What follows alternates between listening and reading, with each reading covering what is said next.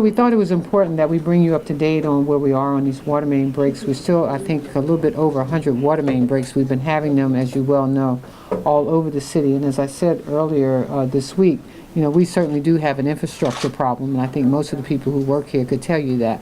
And, you know, we're putting together, I've asked Mr. Child and all of the agencies to get with the school system as well, so that we can put together a package for our federal partners, because this is an issue that we know that we really must deal with.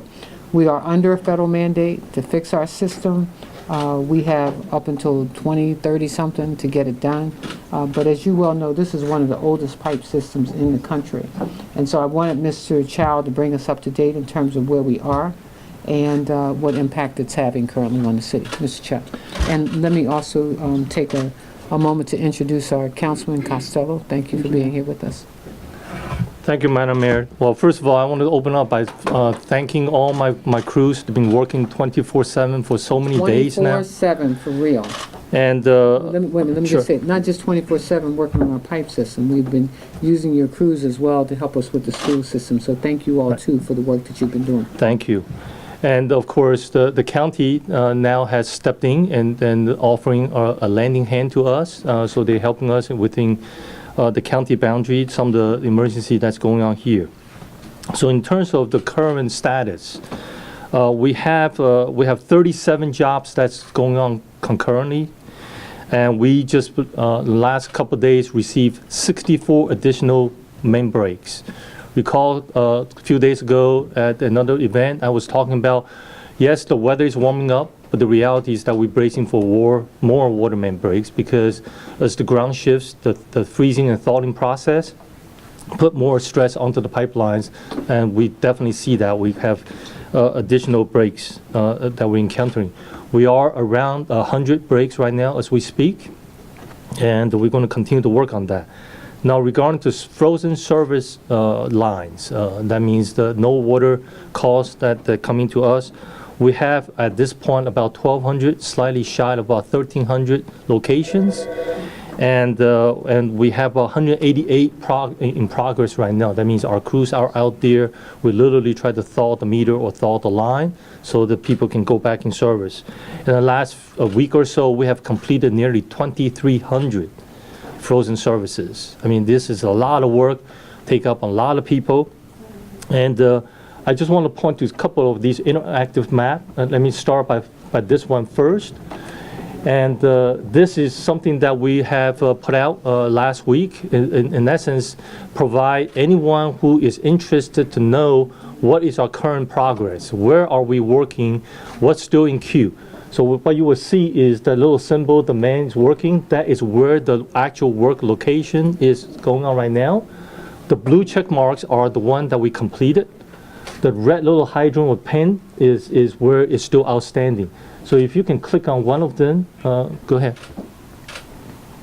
You can see this one just came in this morning, 5 o'clock. So that goes to the point that I was making earlier. You know, this is not a status situation where we got this number of breaks, let's just work on them. We don't have any new ones to come in. We're going to continue to have a new one coming. Now the weather is going to dip back down to low temperature again starting end of this week. And so we're going to try to get all these things done, as many as we can in the next few days. Just try to get ahead of next wave, potential next wave. The farm map over there, you can see that is where the frozen services is located. The red dot means, you see the heat map there, now we can zoom in on it. The red dot is still at the current outstanding no water compliance. The green dot is the one that we completed. So this gives you a sense of where you are and all that. I know lots of citizens are saying, well, I've been without water for a number of days. Does DPW even know I have a problem? Now we have a tool that people can get on and look at the status. Now we're getting a lot of repeat calls. And so that only added to volume. That added more administrative time to us. When 3 people called 3 different times, we had to scrub the data to say, okay, is this 3 locations, is it 1 location? It takes up a lot of time. So I think this tool is certainly going to help us in a long way from that perspective. And I just want to make one point. For example, I'm going to hold up a meter. Lots of people ask me, well, my meter is frozen. What's going on with that? And of course, there's a lot of conversation about, well, why are you installing plastic meter? This is not a plastic meter. This is a brass meter. It just, this electronics is in a plastic housing. So, and underneath the meter, you will see there's a plate with a strike over it. This is what we call a frost bottom plate. Frost bottom plate. So what happens is that when this meter freezes up, rather than causing more damages to the service line going to homes, this plate will bust open. This is where the weak point is to the meter. So that's why lots of people says, I got water gushing out my meter pit. What is wrong? That's likely what happened, is the meter is trying to protect the pipeline going to your house. Okay, so that's the safeguard we have built. And then this last screen is just a comparison of 2017 number and 2018 number. You can see the water main breaks last year. We are only around the 40 or so. You can see down here, last year, January 12th, we have 50, we created 9. Now we are actually created 7, but look at the backlog differences. So in comparison, this year is a much busier year. The temperature dropped dramatically, very, very quick, and which caused this, and now we're going through a warmer season.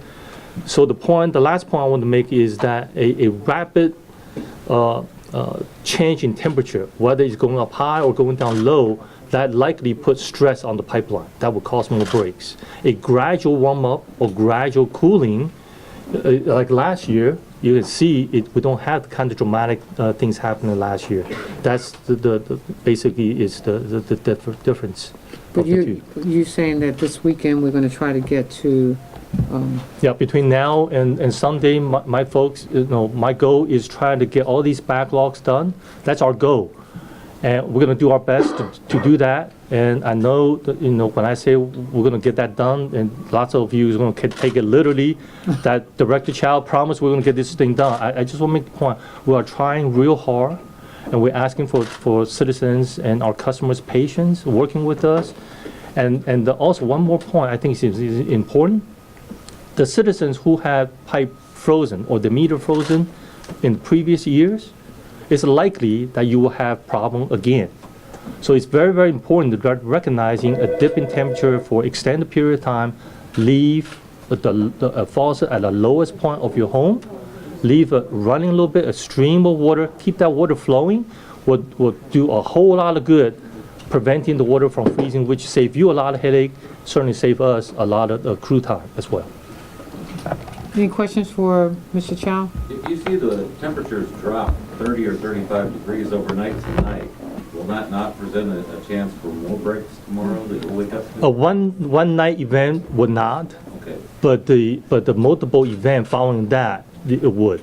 Yeah, I think what Mr. Chow is trying to demonstrate is that last year, we had temperatures that went up and down, but we didn't have sustained drop in temperature. So, for example, in comparison to this year, you're looking at 51 last year, 51 compared to 132 in the same time period. So because we've had, you all saw JFK and all of these other areas, this is not systemic just to Baltimore, this is around the nation. But this is the impact of when you have a system as old as our system is. And that's why we are under federal mandate.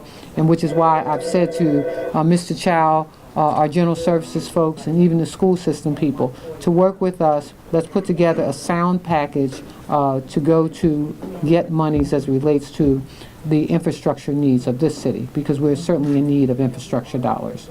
And what would be the biggest main you're challenged with this moment, knocking out? I think we're looking at a 30-inch, and right, we're still making that repair on the 30-inch. Larger transmission mains generally don't cause us big problems in this kind. It really is the mains getting to the neighborhoods, because remember, it's older infrastructure. It's not today's standard. That means many of the mains and or service line are above frost line. So when the ground freezes, it causes that problem. In today's standard, we require the mains to be 3 feet deeper, right? That below the frost line. So it protects it. Is it all prioritized based on when they came in or how many people are impacted?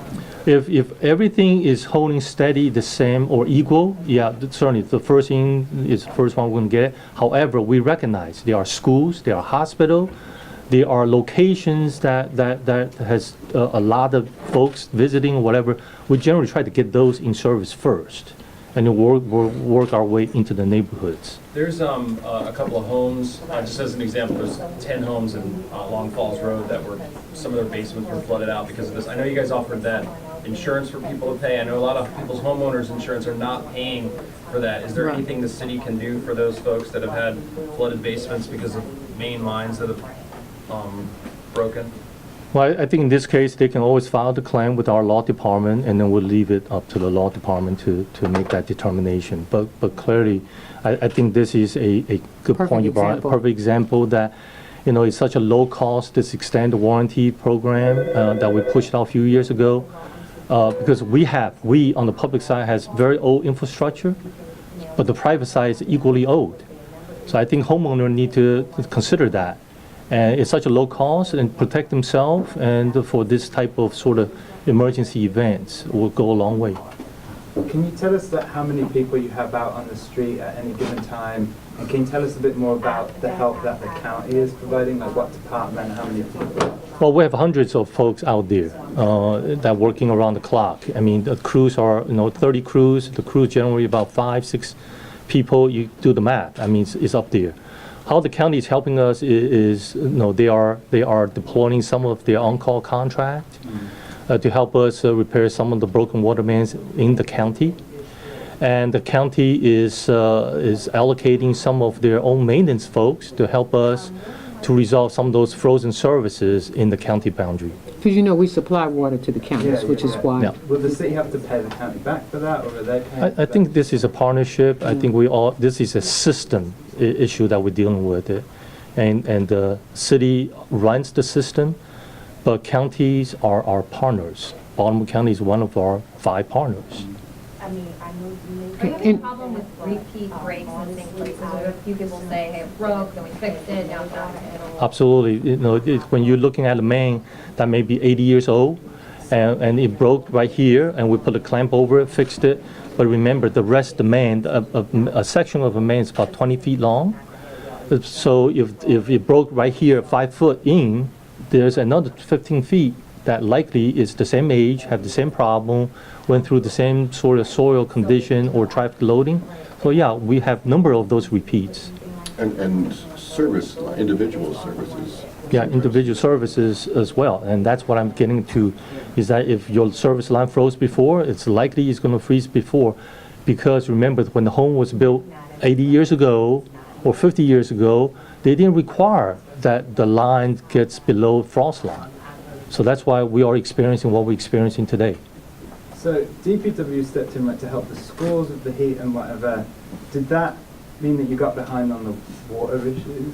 No, there's a different resources that we tap into. Madam Mayor has asked us to step in to help managing and get things prioritized, to get it organized so we can tackle it in a very effective, efficient way. And that's what we did. So, we have emergency crews for things like this, plus our own crews. And then with the school system, we were also able to call into some private contractors as well. So it wasn't just the public side that was assisting us here. So, no, it did not infringe. In fact, when I made the call for the school system, it was for the school system. But what I do know is that we have certain expertise as it relates to the city. When we have chief engineers such as Chow and the number of engineers that we have in general services that could expedite and control the assigning out of where people should go and what the condition was. Like, is this a boiler? Is this a pipe? Those things are really important when you're deploying crews to go to these various areas. And I just wanted to maybe perhaps introduce the 3 gentlemen standing here. And Mr. Galloway, who is the chief of utility maintenance. I mean, he's the guy that really is responsible for all these. And so Not the brakes, just the fix. that fixes. Oh yeah, absolutely. And I think he got his phone embedded in his somehow, because I know whenever I call him any hour of the day, he picks it up. And certainly Mr. Price, Jay Price, who is the acting bureau head for the water and wastewater, and Carlos Espinosa is our asset manager. Now remember, older infrastructure, we can't tackle them all at one time. Asset management is so important. We got to know which one to tackle first, and that's what it's about, understanding our assets. Okay, Can you tell us just a bit more what the people in this room? What we're doing. Sure. I mean, the people along the back wall are folks who are calling out to residents. For example, you have frozen services up there. So rather than we rolling a crew, and we are rolling crews out there, but at the same time we are making calls, because sometimes when the weather warms up, you know, the frozen line thawed, and then they're back in water. So we're making calls, checking in with them, see how they're doing, if they need any help, if the line's still frozen or not. And then if the line's no longer frozen, we can check it off, we can move on to the next location. And the center table are folks that who basically dispatching work, taking in, basically when the repair is completed, they close work order out, they dispatch the next work order to the crews out there in the field. And all try to do it in a very efficient manner. okay. Thank you, everybody. Okay, thank you.